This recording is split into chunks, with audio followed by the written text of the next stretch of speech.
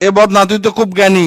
এমন একটা কবিতা ক যে কবিতার মধ্যে 64টা জেলার নাম আছে। ছন্দে সুরে বলছি আমি সকল জেলার নাম, তাল মেলাতে সবার আগে আসলো কুড়িগ্রাম।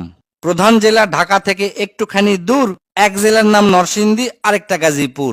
জয়পুরহাট ও লালমনিরহাট দুইটা জেলার নাম, রাজশাহীর নাম উজ্জ্বল করছে মিষ্টি স্বাদের আম। পাহাড় ঘেরা বান্দরবন ও সিলেট খাগড়াছড়ি, ময়মনসিংহের কিশোরগঞ্জে এই লেখকের বাড়ি। নেত্রকোনা সুনামগঞ্জে আছে ধানের মাঠ, সুন্দরবনের কাছে আছে খুলনা বাগেরহাট।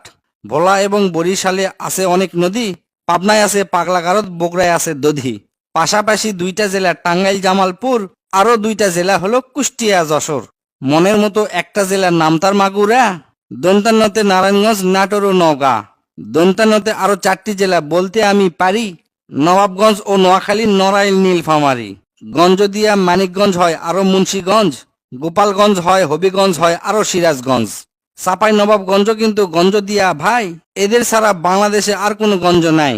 রংপুর আর রাঙ্গামাটির নামটা রঙে রাঙা, নামের জন্য আরো সুন্দর চাঁদপুর চুয়াডাঙ্গা।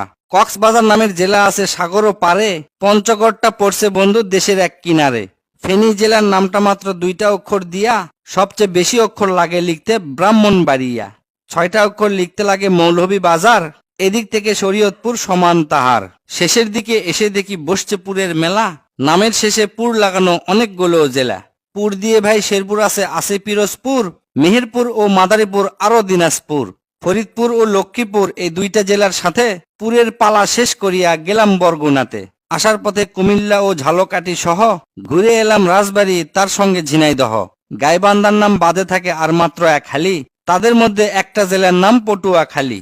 এখন শুধু বাকি আছে 3টা জেলার নাম, এদের মধ্যে একটা জায়গা হইল চট্টগ্রাম। সাতক্ষীরায় আর ঠাকুরগাঁয়ে হইল এই কবিতার শেষ।